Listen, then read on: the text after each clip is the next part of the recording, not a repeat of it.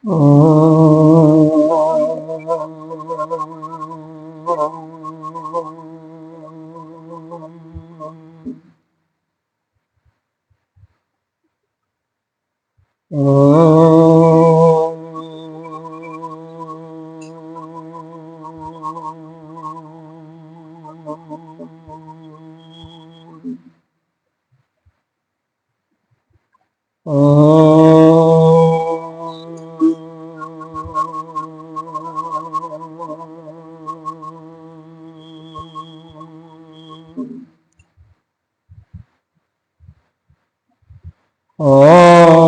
भद्रं कर्णेभिः श्रुयामदेवा भद्रं पश्येमाक्षवीर्यजत्रा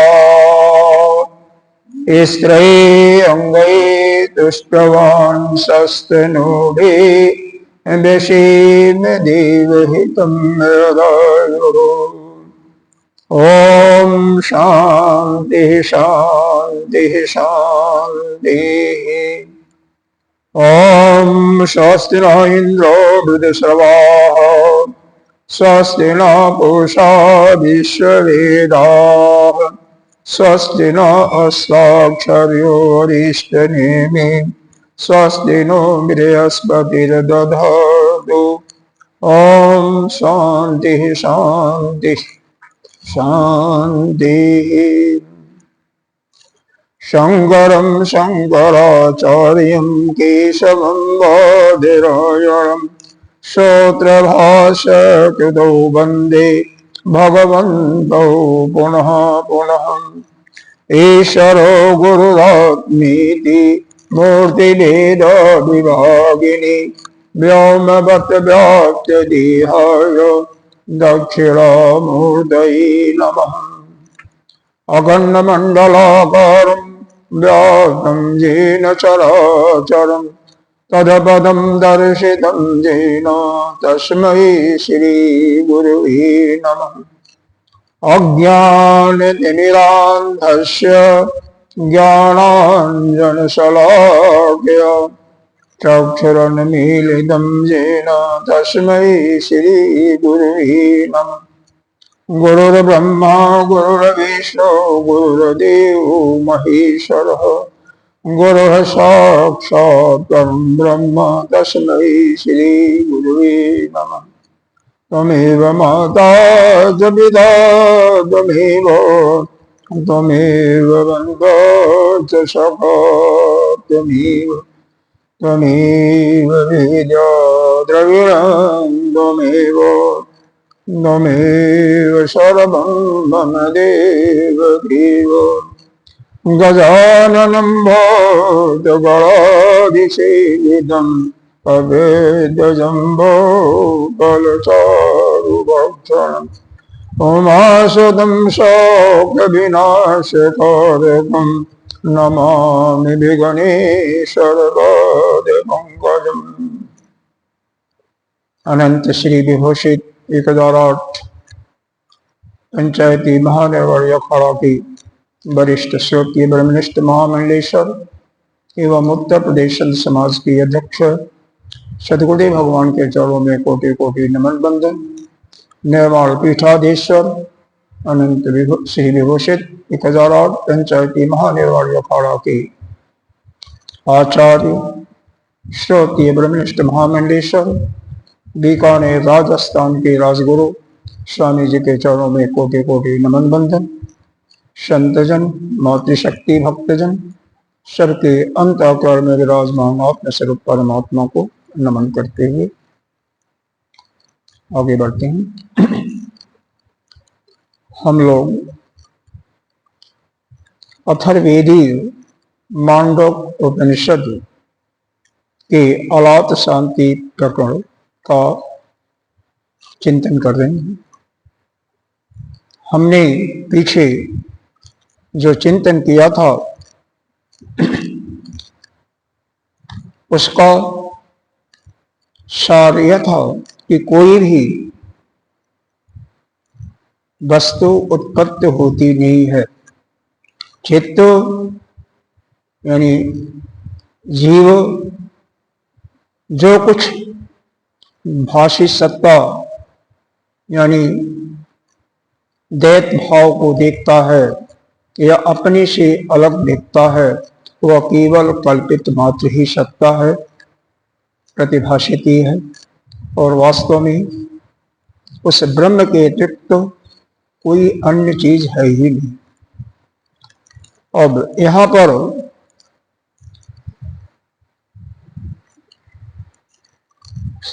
इस प्रकार से जिसके अंदर अंतःकरण में ऐसा भाव उत्पन्न हो गया कि बाह्य जगत में जो कुछ वो देख रहा है वह स्वयं है, उसका साक्षात आत्मस्वरूप ही है, उसके अतिरिक्त और कुछ नहीं है, तो उसको अभय पद की प्राप्ति होती है। और इसी के निमित्त यह आपकी कौन सी 77 का 78 है, अब 77 हो गई मेरे पास, क्या 76 हो गया था ना, नहीं यह दो लाइन यह जो है ना, हाँ यह असल में है क्या, यह दूसरे श्लोक की संगति होती है। दूसरा जो कारिका है ना 77 की कारिका, इसका संगति है, यही हेतु भावे से हुआ था ना, हाँ तो यह संगति है। जहां पर यह लाइन स्टॉप कर दिया जाता है, बीच में कारिका का नंबर दे दिया जाता है, वहीं पर उसका कारिका समाप्त हो जाता है। कहां पर? कल्पिता से, कल्पिता से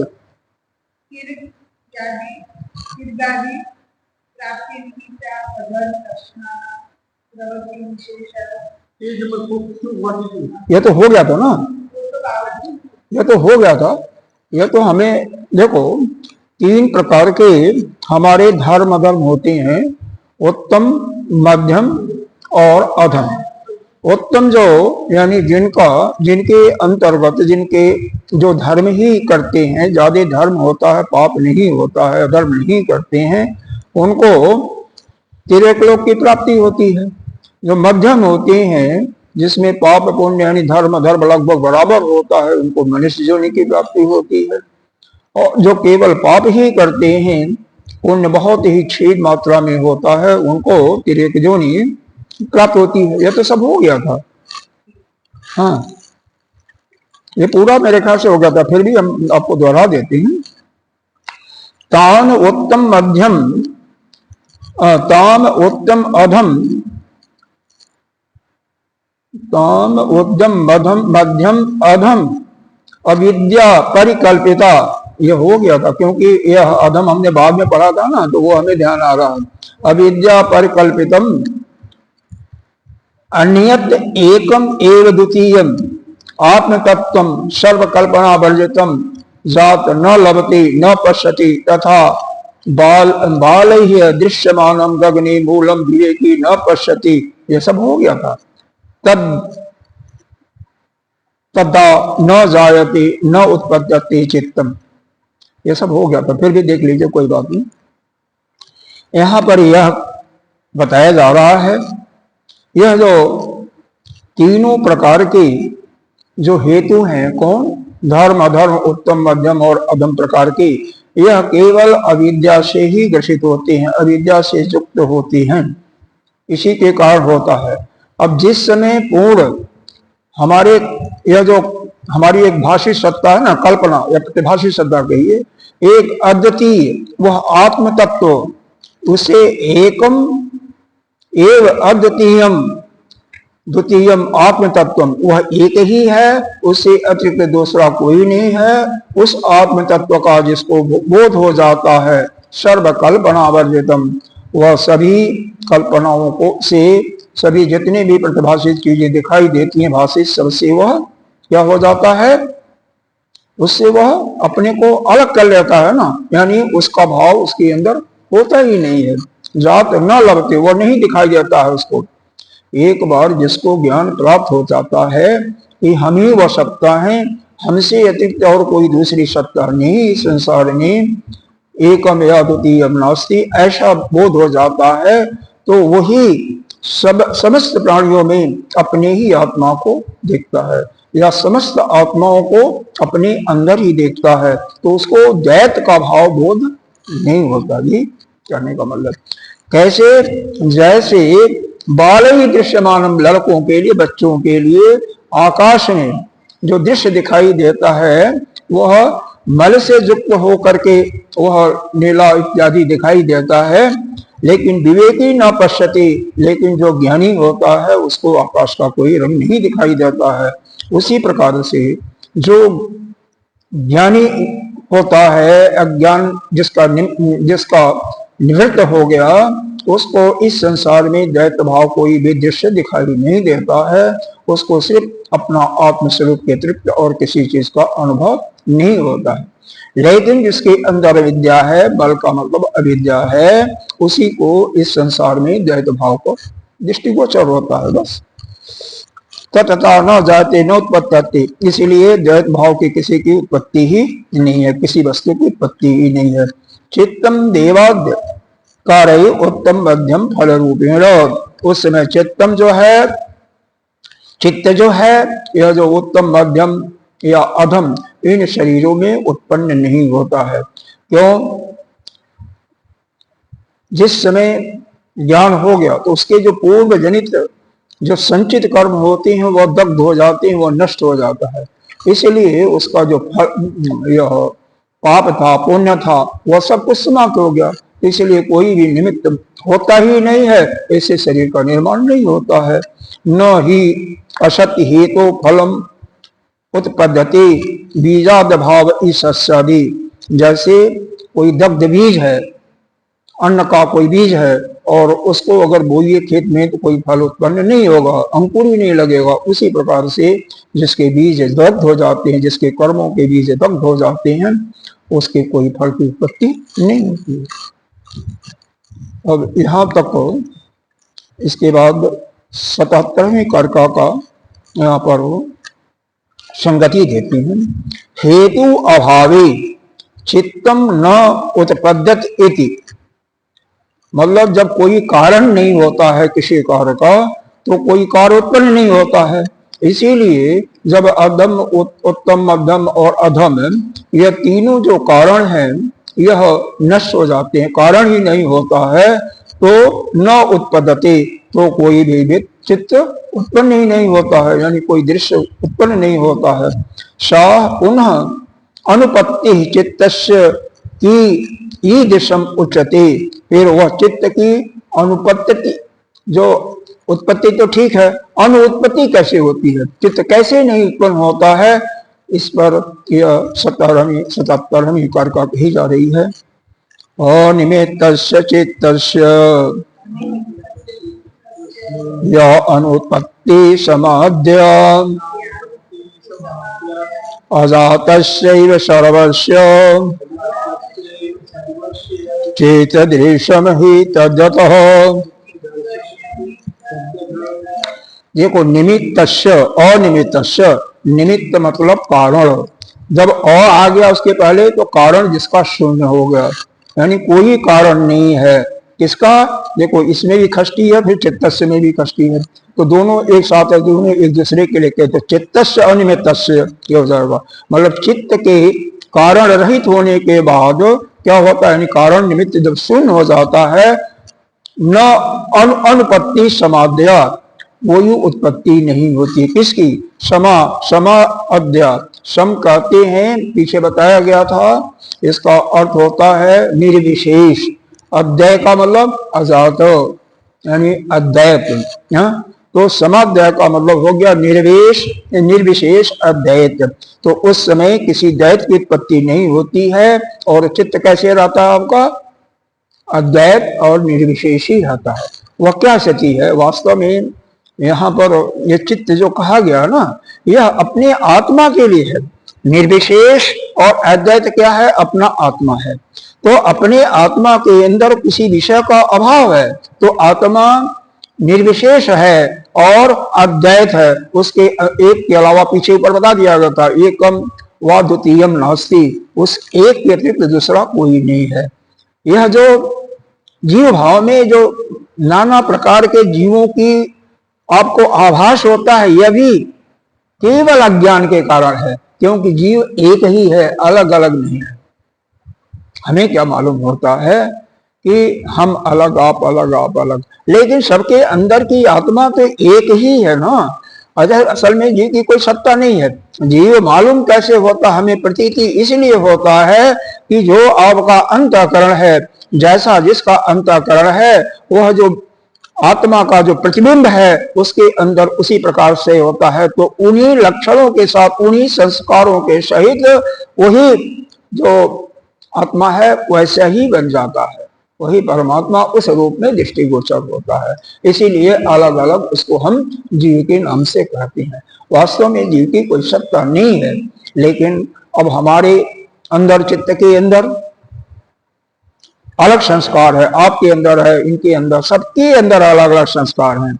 जैसे इसी सत्संग हाल में हजारों घड़े रख दिया जाए और हर एक में अलग अलग द्रव्य रख दें, द्रव, लिक्विड, तो उसमें जब सूर्य का सब में प्रकाश समान रूप से पड़ेगा तो हर एक का गंध अलग अलग होगा, क्योंकि जिसमें शुद्ध निर्मल जल होगा उसका अलग स्वभाव होगा, वह निर्मल होगा, और जिसमें दही होगा उसका अलग होगा, जिसमें शराब होगा उसका अलग होगा, जिसमें कोई केमिकल होगा उसका अलग होगा, मतलब हर एक का अलग अलग होगा। इसी प्रकार से यह अपने पूर्व जनित कर्म और संस्कारों के कारण ही अलग अलग जीवों की प्रतीति होती है। उनके ऐसे लक्षण होते हैं, इसलिए हम सबको किसी नाम यानी उपाधि से युक्त कर देते हैं। समझ गए ना? है एक ही, वही आत्मा है। सांख्य दर्शन के अनुसार अनेकों पुरुष हैं, प्रकृति भोग्य है, भोक्ता अलग है, वहां पर हर एक जीव को अलग अलग कर दिया है। लेकिन वेदांत में केवल एक ही है, वह आत्मा ही है, वही भिन्न भिन्न रूपों में दिखाई देता है। चाहे आप प्रतिबिंब के माध्यम से समझें, चाहे उसको समझें। तो यहाँ पर यही बताया गया, संगति दी जाती है जब हेतु का अभाव हो जाता है तो चित्त उत्पन्न नहीं होता है। चित्त उत्पन्न नहीं होने का मतलब किसी जीव की उत्पत्ति आपको मालूम नहीं पड़ती है, या किसी वस्तु के उत्पत्ति।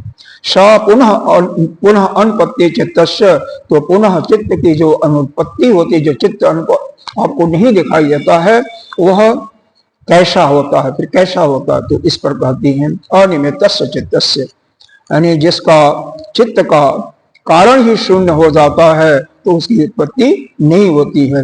वह कैसा हो जाता है? वह जी निर्विशेष और अद्वैत, यानी वह अपनी शुद्ध आत्मस्वरूप में हो जाता है।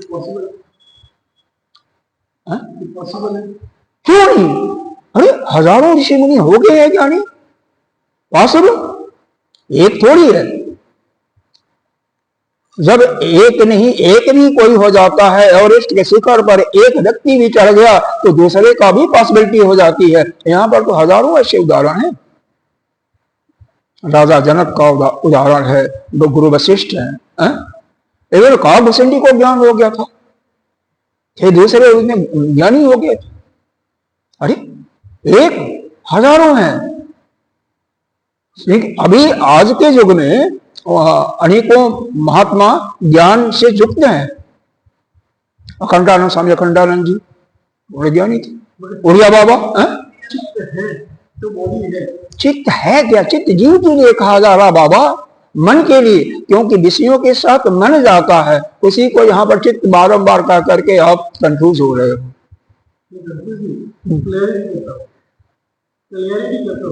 हाँ, मतलब यह जो जीव या वस्तु दिखाई दे रहे हैं अनेकों रूप में, इसी को कहा जा रहा है चित्त विषय हो गया, और अरे चित्त जो है विषय हो गया और बाकी उसके दृश्य हो गए, तो वह चित्त ही विषयाकार में परिवर्तित हो जाता है, यानी जीव ही नाना रूप से भाषित होता है।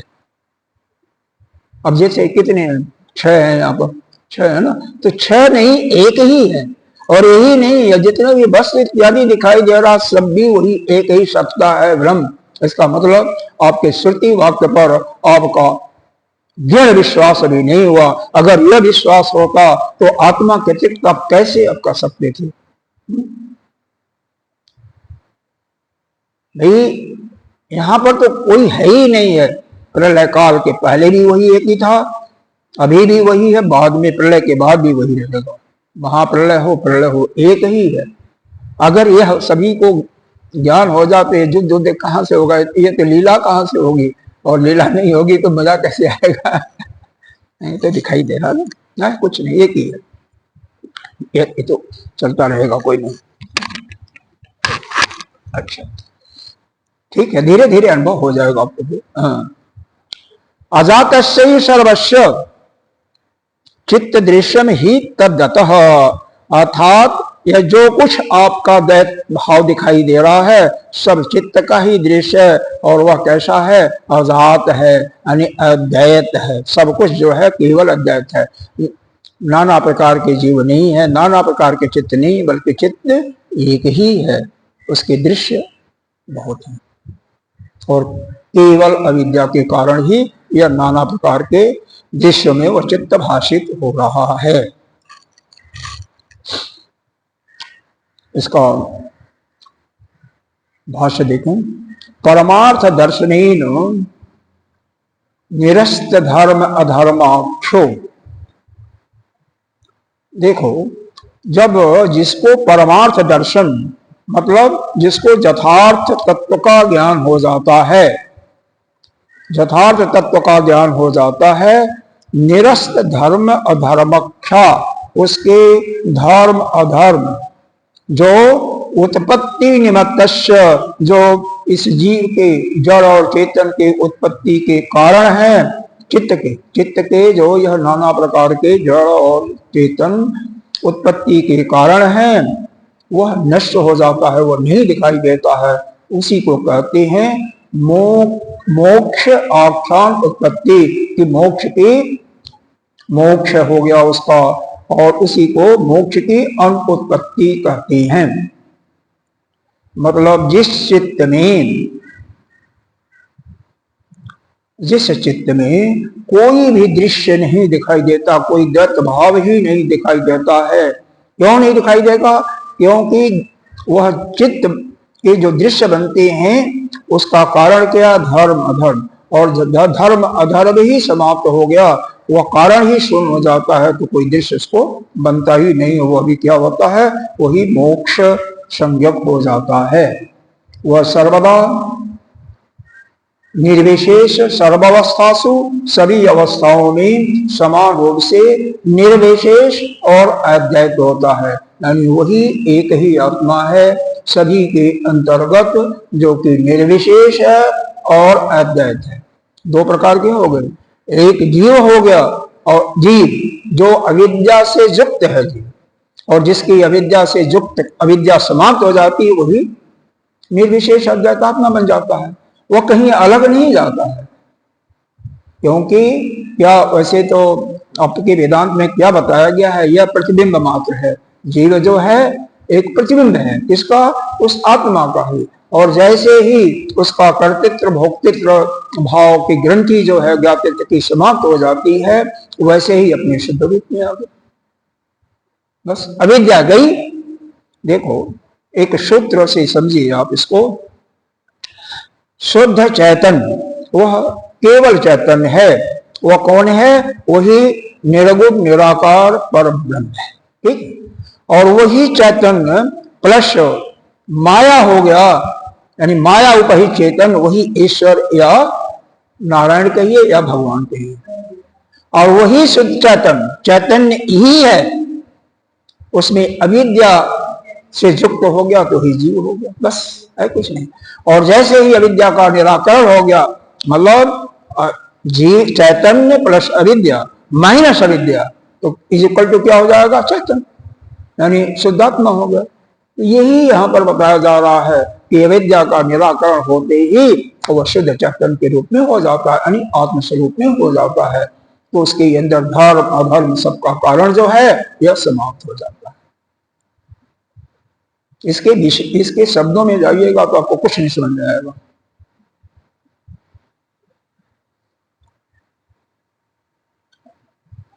अच्छा, तो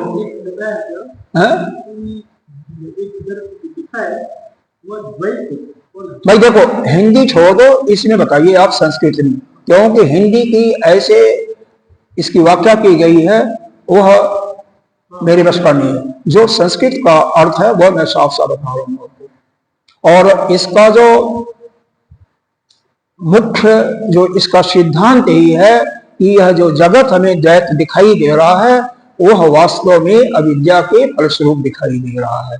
जिसका अविद्या नष्ट हो गया वह शुद्ध चैतन्य में आ गया, बस खत्म, और कुछ नहीं है। और इसका कारण क्या है? धर्म धर्म। पीछे भी कई बार बताया, कई कार्यक्रमों में बताया गया है। आइए, पूर्वम अजात अजातस्य एव अनुत्पत्तस्य चित्तस्य सर्वस्य द्वय दस्य इति अर्थः। मतलब पहले से ही यह जो, अब देखो यहाँ पर बात क्या हो रही है, जिस समय आपको ज्ञान हो गया, उसमें मत देखो कि समझ में नहीं आएगा। जिस समय आपको ज्ञान हो गया उस समय तो आपका दृश्य, सारा दृश्य जो है वह समाप्त हो गया, मतलब केवल एक अद्वैत और निर्विशेष रह गया। तो कह रहे हैं जिस समय ज्ञान नहीं हुआ, और दो प्रकार के लोग हैं, मान लो आप ज्ञानी हो और कोई दूसरा अज्ञानी है, तो उन आपको ज्ञान न होने के पहले क्या था? क्या वह जो आत्मा था वह निर्विशेष नहीं था? तो वह भी उस समय भी निर्विशेष था, वह कहीं से हुआ नहीं है। पहले भी वह निर्विशेष ही था, अद्वैत ही था, उसमें किसी चीज का परिवर्तन कोई नहीं हुआ है, निर्विशेष पहले से है। लेकिन अंतर क्या है? ज्ञानी को या ज्ञान होने पर आपको उसका आभास मालूम हो जाता है और अज्ञान से आपको मालूम नहीं होता है। बाकी वह आत्मा तो निर्विशेष ही। जल देखा होगा पोखरा वगैरह में, जहां पर कई पड़ती है, कई क्या करती है, यह जल को ढक लेती है, समझ रहे हैं कई।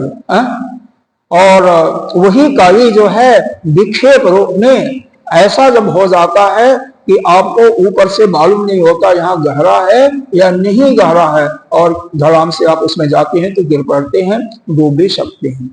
उसी प्रकार से यह जो अज्ञान है, अविद्या है, इससे आपके चित्त को यानी आपका शुद्ध आत्मा को ढक लिया है, और उसी में विक्षेप जब हो जाता है तो उसी में आप गिर पड़ते हो। मतलब यह है कि इस संसार के चक्कर में आप पड़े रहते हो,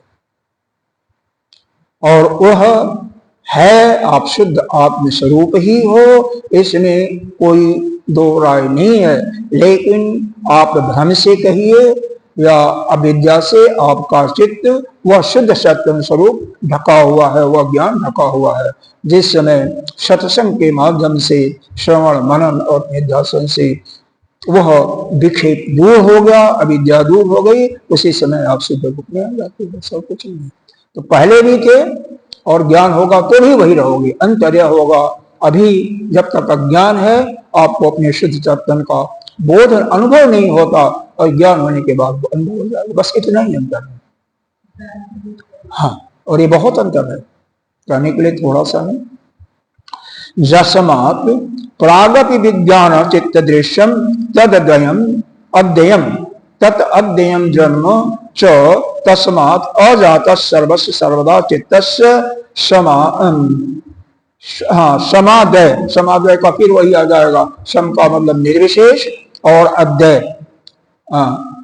वह अनुपत्ति न पुनः कदाचित भवति कदाचित न भवति सर्वत्र एक रूप एव अर्थ।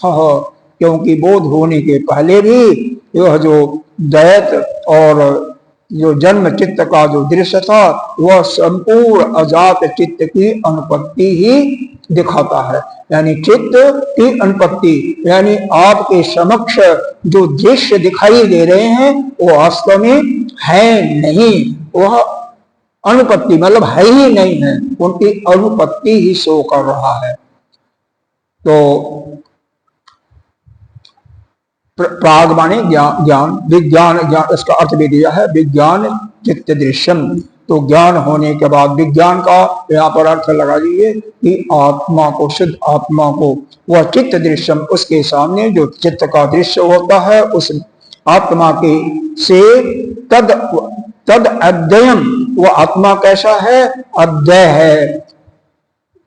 अध्यय का मतलब जन्म होता, उसका जन्म भी नहीं है। तस्मात् जातस्य सर्वस्य सर्वदा चित्तस्य, और संपूर्ण जितना भी नाना प्रकार के जीव दिखाई दे रहे हैं सबका चित्त एक ही है और वह अजात है, अद्वैत है, किसी की उत्पत्ति नहीं हुई। अभी तो हमें सबको दिखाई दे रहा, क्या अलग अलग दिखाई दे रहा है, यह केवल अविद्या के कारण दिखाई दे रहा। ब्रह्मसूत्र में बहुत खंडन किया गया है इसमें, बहुत बहुत तर्क है। क्यों भाई? प्रश्न उठेगा ना, एक ही आत्मा है तो अलग अलग क्यों है? हर एक के अलग अलग गुण। एक को ज्ञान हो गया तो सबको ज्ञान हो जाना चाहिए, लेकिन कैसे होगा? उसका संस्कार तो अलग है। हर एक के अंदर अविद्या का स्तर भी अलग अलग होता है, नहीं हो सकता ना। पुनः कदाचित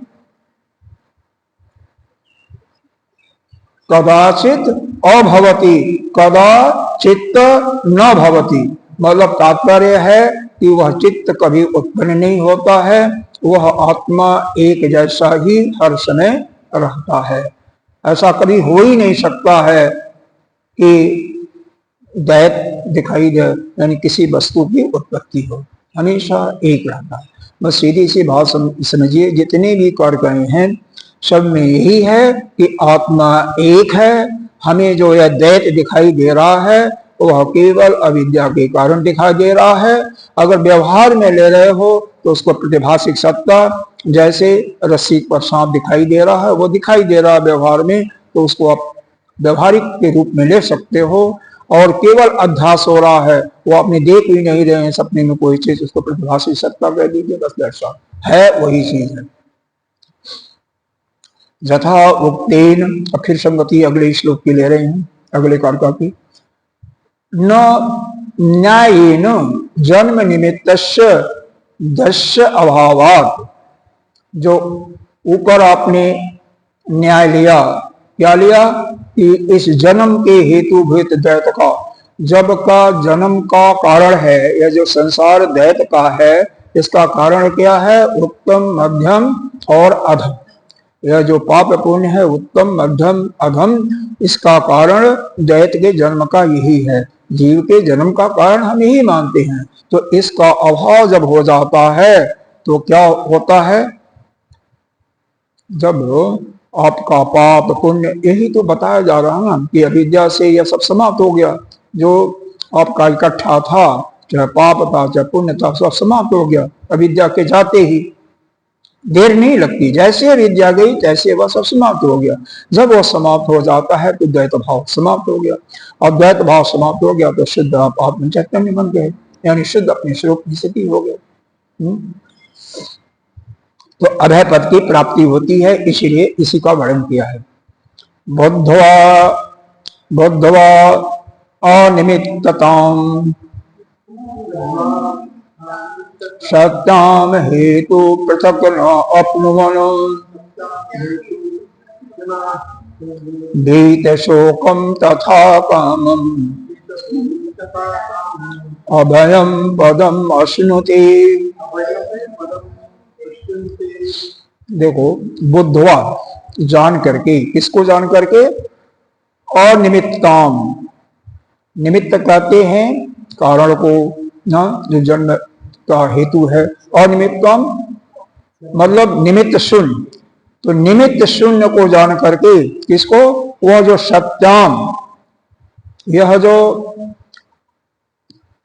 दैत की उत्पत्ति होती है वह असल में असत्य है, निमित्त शून्य है। लेकिन जब हमारे अंदर उसका बोध हो जाता है कि नहीं यही सत्य है।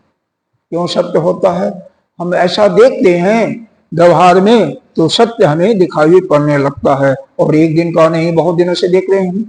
तो हेतु पृथक और न अपनुवन, यह किसी अन्य, जब कोई हेतु ही नहीं मिलता है, क्यों? आपने अभी बताया कि जब यह तीनों उत्तम, मध्यम और मध्यम जो कारण थे, यह जब नष्ट हो जाते हैं, इसको नहीं पाते हैं, तो क्या होता है, चित्त जाकर के वापस आ जाता है। वापस कहीं जाता होता नहीं है, मतलब फिर अपने स्वरूप में स्थित रहता है। तो बीत शोकम तथा काम अभयम पदमस्मृते, तो जिसके अंदर ऐसा ज्ञान उत्पन्न हो जाता है, वह विद्वान क्या हो जाता है, बीत शोकम, शोक से तर जाता है, उसके अंदर किसी प्रकार का शोक नहीं होता। तथा अकामम अभयम, और काम से रहित अभय पद को अश्नुते प्राप्त कर लेता है।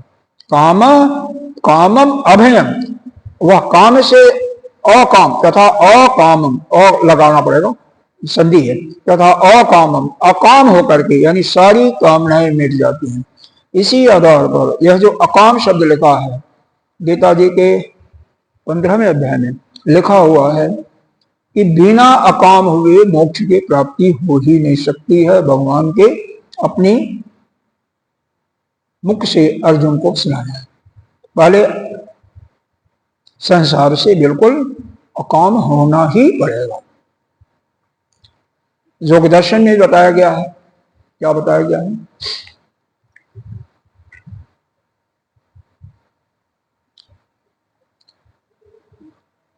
क्लेश कर्म विपाक आशय परामिष्ट ईश्वर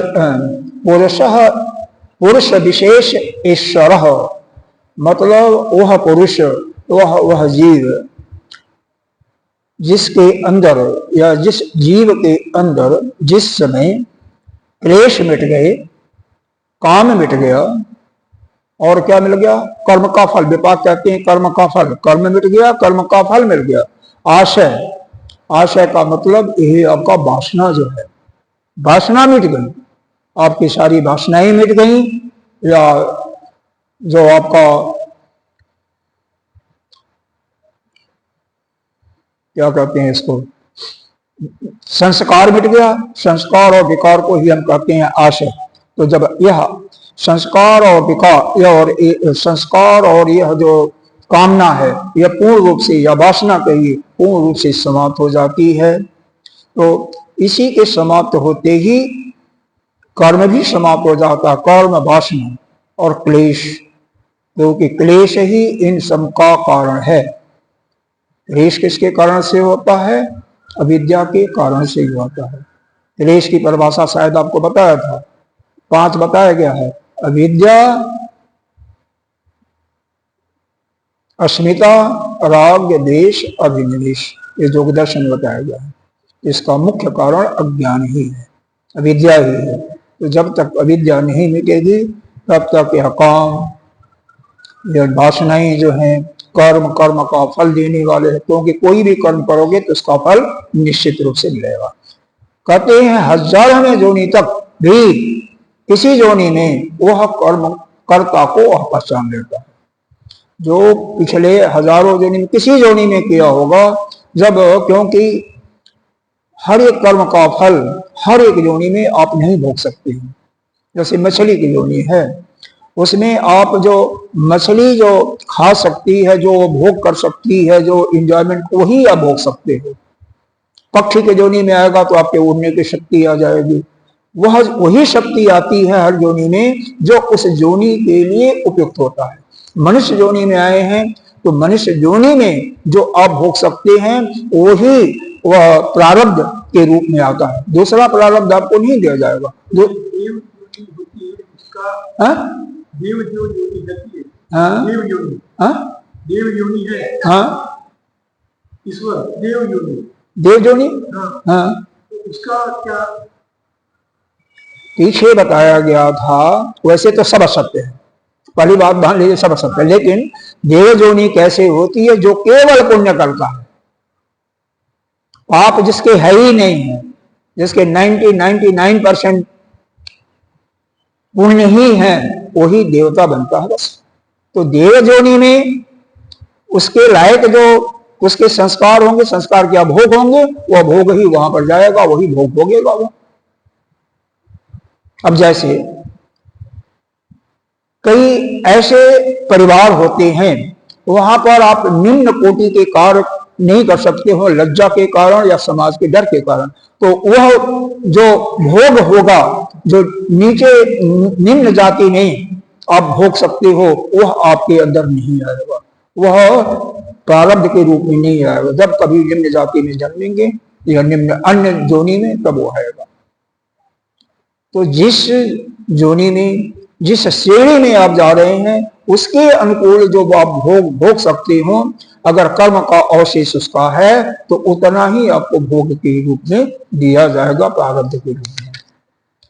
ठीक है, खैर ये प्रारब्ध की बातें तो यहाँ से अलग हैं। यहाँ पर यही समझिए आप, दैत का अभाव होने के कारण बुद्ध्वा अनिमित्ताम सत्याम, यह जो निमित्त शून्य सत्य को जान करके जब यह जान लेते हो, पूर्ण विश्वास हो जाता है यही सत्य है, तो आपका द्वैत भाव समाप्त हो गया। तो पृथक न अनुप्नवन, तो उस समय जो है कोई भी हेतु नहीं होती है। जब कोई भी हेतु नहीं होता है तो न तो उत्तम मध्यम और अधम किसी भी जोनि की प्राप्ति नहीं होती है। यानी वह जीव वह ज्ञान से युक्त हो जाता है तो वह शोक से रहित हो जाता है, और क्या है, अकाम हो जाता है, उसकी सारी कामनाएं समाप्त हो जाती हैं, अभय पद को प्राप्त कर लेता है। तो अभय पद को प्राप्त करना है, अपनी चिंताओं को समाप्त करना है, अकाम होना है, तो इसके लिए यह जानना पड़ेगा कि यह जो सतत बुद्धि है द्वैत भाव में, यह केवल आभासीय मात्र है, वास्तव में द्वैत की सत्ता कोई नहीं है। समझ रहे हैं, इसको समझना पड़ेगा, धीरे धीरे आता है। आइए भाष्य में देखिए, अनिमित्ताम च सत्यम परमार्थ रूपा बुद्धवा, अनिमित्ता, अनिमित्तता का मतलब निमित्त शून्य, इसी को सत्य जान करके, यही सत्य है यानी परमार्थ रूप जान करके ही जो इस चीज को सत्य नहीं जानता है तो धर्माधिकारणम देवाद जो ने प्राप्त है, तो उसका जो है यह जो नाना प्रकार के जोनियों को प्राप्ति के लिए पाप और पुण्य धर्म या अधर्म है, कोई कारण नहीं पाता है। क्यों नहीं कोई कारण पाता है? यह सब शून्य हो जाते हैं ना। जिस समय कोई सत्य का अनुभव कर लिया, यानी ज्ञान के प्राप्त होने के बाद ही यह सत्य का अनुभव होगा कि यह संसार जो है, यह जगत जो है, यह क्या है, अद्वैत है। यानी यहाँ पर द्वैत का हमें बोध हो रहा है, वह केवल हमारे अविद्या के कारण, अज्ञान के कारण ही हो रहा है। जब यह सत्य को जब जान लेता है, यानी परमार्थ रूप से सत्य का अनुभव कर लेता है, तो यह जो धर्म आदि कारण जो है, नाना प्रकार के जोनियों का प्राप्त करने के लिए जब उसका कारण ही समाप्त हो जाता है, क्योंकि कोई कारण नहीं रहता है, धर्म कर्म सब नष्ट हो जाते हैं, तो तद उक्त ब्रह्मई ऐश्वर सन काम, और क्या, बाहर की ऐश्वर्यों से, कौन कौन ऐश्वर्याएं होती हैं? बाह्याश्रय, वृत्तेश्वर, उत्तेश्वर और लोकेश्वर, यह तीनों ऐश्वर्याएं भी समाप्त हो जाती हैं। स काम अकाम शोका, और फिर सारे कामनाओं और शोक से वर्जित, मतलब अलग हो करके, अविद्या रहित। वास्तव में तो पहले अविद्या ही जाती है, अविद्या जाएगी, ज्ञान का तुरंत होते ही अविद्या जाएगी, और अविद्या के जाते ही या ज्ञान की उत्पत्ति होते ही या आप बीत शोका, आप शोक से रहित हो जाते हो, और क्या,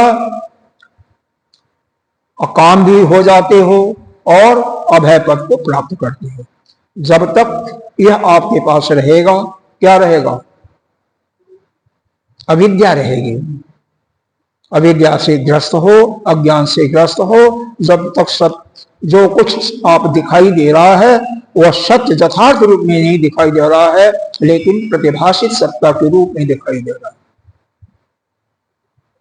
हमें अंतःकरण में समझ इसीलिए देर होती है कि हम देख करके व्यवहार कर रहे हैं 50 साल से या कई जन्मों से, और इसीलिए द्वैत सत्ता को स्वीकार कर लिए हैं। लेकिन यह केवल व्यवहार के दृष्टि से, इसीलिए कहते हैं व्यवहार में कभी समानता नहीं हो सकती है।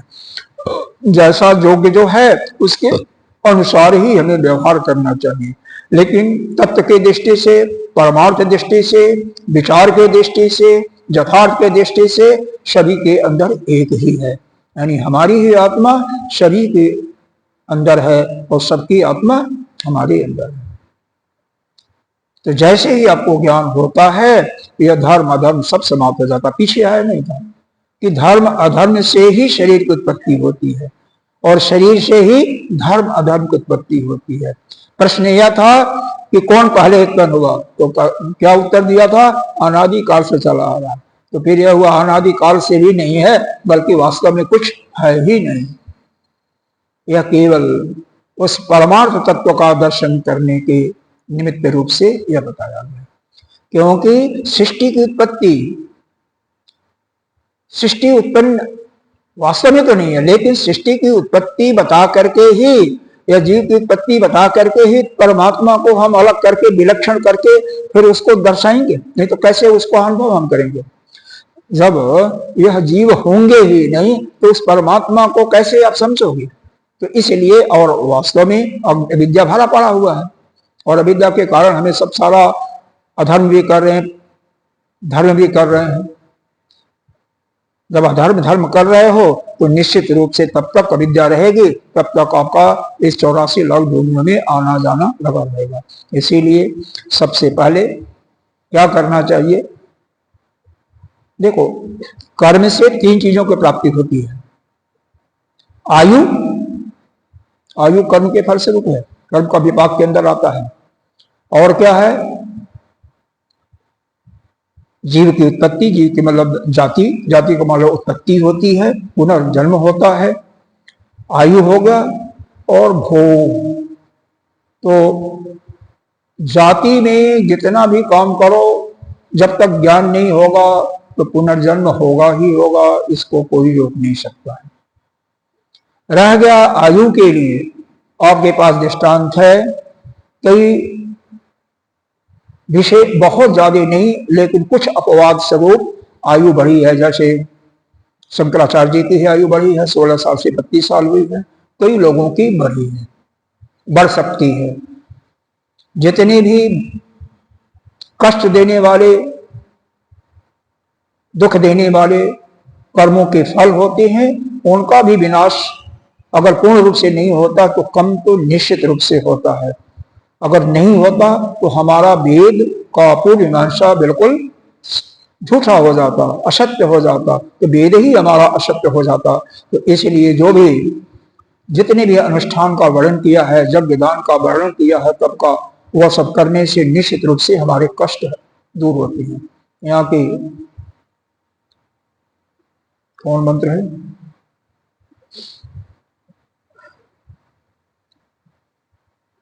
गायत्री मंत्र का ही ले लीजिए। निश्चित रूप से जो श्रद्धा के साथ जाप करता है, पहली बात तो उसकी बुद्धि परिष्कृत होती है, शुद्ध होती है। इसीलिए ब्रह्मचारियों के लिए या संध्या में, त्रिकाल संध्या में गायत्री मंत्र का बताया गया, हाँ बताया गया है, और करने से बुद्धि होती है। और एवं बड़ा भी हो गया, गृहस्थ भी है, तो गायत्री मंत्र कम से कम बहुत से संकट दूर होते हैं। महामृत्युंजय जप का मंत्र से मृत्यु तुल्य कष्ट होता है, उसमें भी निश्चित रूप से कमी आती है। वैसे थोड़ी पंडित लोग अनुष्ठान कराते हैं, लोग करवाते हैं, निश्चित रूप से ऐसा होता है। कुछ कर्मों के फल ऐसे होते हैं, दृढ़ होते हैं, पक्के होते हैं। वहां पर जो पक्के हैं वहां पर तो कुछ नहीं चलता, लेकिन दृढ़ जो कर्म के फल हैं वहां पर उसमें कमी हो जाती है। और दृढ़ तो सीधे छोटी मोटी दवाई लेने से, छोटा मोटा उपकार करने से आते हैं। तो कर्मों के फल नाना प्रकार के हैं। यह पूरा अध्ययन करने के बाद फिर कर्म विभाग संहिता पढ़ना पड़ेगा। मतलब एक थोड़ी है, एक तरफ तो द्वैत है और एक तरफ अद्वैत है, दोनों एक दूसरे से अलग है। पूर्ण मीमांसा का हम बात करने लगेंगे कि पूर्ण मीमांसा में तो बहुत कुछ है, जीव के लिए ही सारा चीज है कि अमुक कर्म के लिए अमुक देवता की उसके निमित्त जप कीजिए। अमुक पद पाना है तो अमुक देवता को, इंद्र पद पाना है तो 100 यज्ञ करो। तो हर एक के लिए अलग अलग है। लेकिन किसी को मुक्त होना है, ज्ञान प्राप्त करना है, तो उसके लिए यह जो उपनिषदों का ज्ञान है यही सर्वोपरि है, इसके अतिरिक्त कुछ नहीं है। ठीक है, तो आइए अगली कार्य का इसके लिए कहाँ तक हुआ? यह तो हो गया ना, 78 हो गया ना, 78 तो हो गया ना। अच्छा ठीक। अब इसके बाद अभूत अभिनिवेशादि सदृशे तत् प्रवर्तते वसस्तभावं सबुद्धैव नियसंगम विनिवर्तते। देखो, अभूत यानी भूत का मतलब जो है विद्यमान भी होता है, और यहाँ पर अभिनिवेश लगा हुआ है। तो यह जो जीव का जो अभाव, यह जो चित्त का जो असत्य, क्योंकि जीव है नहीं, अभूत हो गया ना, तो अविद्यमान, यह असत्य। असत्य किसका? यह द्वैत भाव का। द्वैत का भाव मतलब अलग अलग जीव हैं, जड़ चेतन सब अलग अलग हैं। ईश्वर अलग है और यह सब अलग अलग है, ब्रह्म अलग है, जीव अलग अलग है। अच्छा, तो यह जो असत्य रूप से यह जो इसको अंदर या भान हो जाता है, ज्ञान हो जाता है, इसका कहते हैं आग्रह हो जाता है, यानी उसको आग्रह पकड़ लेते हैं। अभिनिवेश योग दर्शन में आया हुआ है, तो इसका अर्थ तो होता है मरने के समय जो कष्ट होता है, लेकिन यहाँ पर आग्रह रूप में जो यह स्वीकार कर लेते हैं। क्या स्वीकार कर लिया? कि यह चित्त जो है, यह असत्य जो द्वैत है, यह सत्य नहीं है, लेकिन इसकी जो असत्य सत्ता है, इसी का आग्रह पकड़ लेते नहीं, यह सत्य है।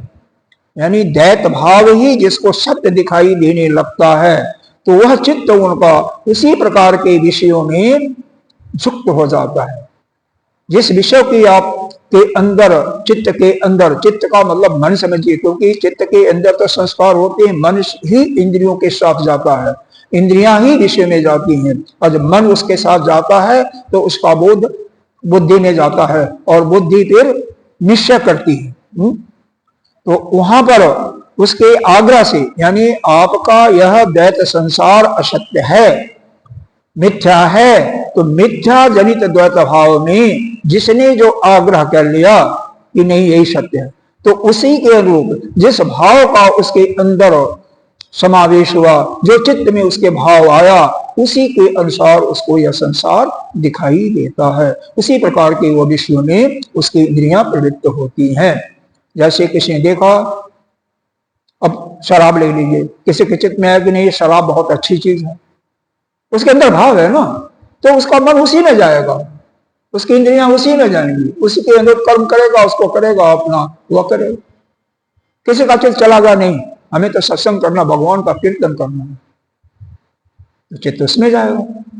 हालांकि दोनों सत्य हैं, लेकिन एक जो है सतभाव के रूप में है, वो आपको परमात्मा से मिलाने वाला है, वह आपको ब्रह्म विद्या को देने में सहायक है, आपके पापों को कम करने वाला है, और एक संसार की तरफ घसीटने वाला है, 84 लाख योनियों में ले जाने वाला है।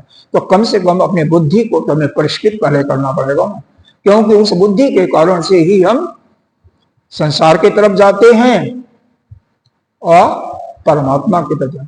पहले तो परमात्मा की तरफ जाने की हमें प्रेरणा करनी चाहिए, और नित्य निरंतर जिसके अंदर चिंतन चलता रहता है, निश्चित रूप से वो जाता ही जाता है।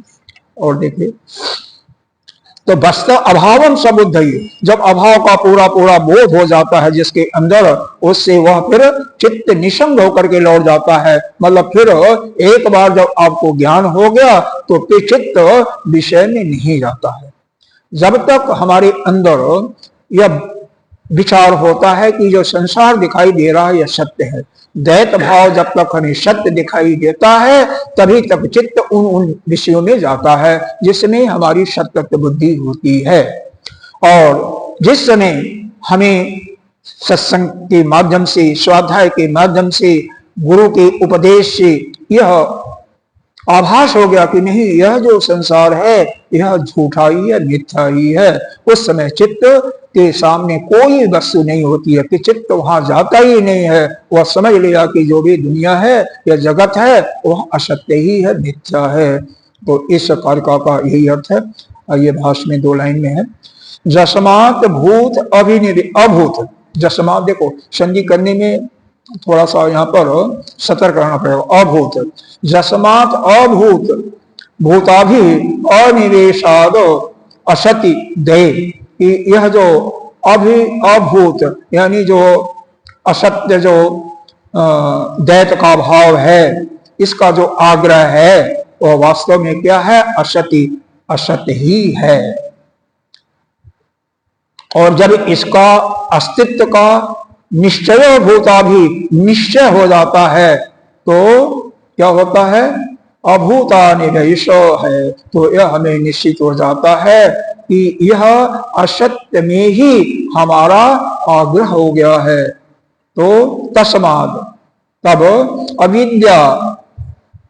अविद्या मोह रूपादि सदृशे तद अनुरूपे तच्चित्तम प्रवर्तते। तब जो अविद्या के कारण मोह रूप असत्य में जो आग्रह हमारा हो रहा था वह चित्त उसी के अनुरूप उस विषयों में युक्त होता है, तदाकार होता है।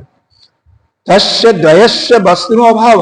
अब जब दैत वस्तु का अभाव हो गया, संसार के 10 दैत वस्तु हैं, उनको हम उस परमात्मा के स्वरूप में ही जाने लगे कि वह केवल उस परमात्मा का ही हर एक वस्तुओं में एक वही दिखाई दे रहा है। वो वस्तु नहीं है, जड़ नहीं है, चेतन नहीं, बल्कि परमात्मा ही है, उसके अतिरिक्त कुछ नहीं है। जब ऐसा हमें हो गया तो यह जब हमने बुद्धवा, जब जिस समय हमने जान लिया या जिस समय हमारे अंदर ज्ञान की उत्पत्ति हो गई, तदा उसी समय तस्मिन असंग, उसी समय हम असंग हो जाते हैं। यानी हमारा जो जीवत्व भाव समाप्त होकर के क्या हो गया? असंग हो गया। और क्या हो गया? सत हो गया। और विनिवर्तते, यह जो दैत सत्ता से उससे निवृत्त हो जाता है और फिर वह निवेश विषयात, सभी विषयों से वापस होकर के लौट आता है। अर्थात वैसे तो किसी विषय में जाता ही नहीं है। क्या जाता है भाई? किसी विषय में जाना हो तो कौन जाएगा? आपकी ज्ञानेंद्रियां जाएंगी ना। अरे चक्षु जाती है जिससे आप कोई दृश्य देखते हो, तो उसके साथ चित्त कहिए या मन कहिए वह जाता है। तो उस दृश्य को देख करके आपकी बुद्धि को देता है। बुद्धि चित्त में जो संस्कार हैं पिछले, उससे निकाल करके बताता है कि अमुक चीज है। तो वह जीव को उसका ज्ञान होता है, जीव को ही चित्त रूप में माना गया है। अब जब इस समय आपको पूरा निश्चित हो गया कि यह संसार की जितनी भी द्वैत वस्तुएं हैं केवल मिथ्या रूपेण हैं, मिथ्या के कारण हमें नाना प्रकार की वस्तु दिखाई दे रही है, तो यह इंद्रिय जाएगी क्या वहां पर? बुद्धि आदेश देगा क्या? नहीं देगा ना। अरे आपको यह ज्ञान हो गया, व्यवहारिक दृष्टिकोण से देखिए कि बढ़िया मिठाई बनी है, मिठाई की दुकान है, बहुत सबसे बढ़िया उस कॉलोनी बनाता है, लेकिन यह मालूम होगा कि हमारे लिए तो यह बिल्कुल विष के समान है, क्योंकि इसके खाने से हमें फिर हम दोबारा हॉस्पिटलाइज होना पड़ेगा। ऐसा जब भाव आ जाता है तो आप उस दुकान पर नहीं जाते हो। तो आपका चित्त, वह इंद्रिय नहीं जाती, यानी चित्त उस विषय में नहीं जाती है। उसी प्रकार से जिस समय ज्ञान का आपको भाव हो जाता है, पूर्ण रूप से ज्ञान हो जाता है, उस समय आप किसी भी विषय में प्रवेश नहीं करते। क्यों? कि वह विषय कुछ नहीं है बल्कि वही ब्रह्म ही है। जगत में ईशावास इदं सर्वम जट किंचित जगत जगत। पहले सबसे पहले इसीलिए ईशावास उपनिषद ही पढ़ा जाता है, जो 18 ही मंत्र हैं, और उसमें पहला ही मंत्र का पहली ही लाइन है ईशावास इदं सर्वम जट किंचित जगत। भागवत में भी है अहम एवा समय अग्रे नान्य जट किंचित। तो हम ही थे, पहले भी थे, बाद में और बाद में भी नहीं। उस परमात्मा के अलावा तो कुछ है ही नहीं। लेकिन हमें व्यवहार में तो सब कुछ दिखाई दे रहा है ना, और सब कुछ दिखाई दे रहा है, इसलिए हमारा चित्त या मन या इंद्रियां सभी विषय में जाती हैं। तो जैसा हमारे मन में संस्कार होते हैं उन संस्कारों के अनुरूप ही हमारा मन उन वस्तुओं में जाते, उन वस्तुओं में रुचि आती है और रुचि के अनुसार बुद्धि से आदेश पा करके यह मन इंद्रियां उन्हीं विषयों में जाती हैं, उन्हीं विषयों में तदाकार होती हैं और वही हमारे समक्ष आता है। और जिस समय हमें ज्ञान हो जाता कि यह तो मिथ्या तुल्य है, यह तो बेकार है, उसी समय समाप्त हो। आगे कल ओम पूर्णमिदः पूर्णमिदं पूर्णस्य मुच्यते पूर्णस्य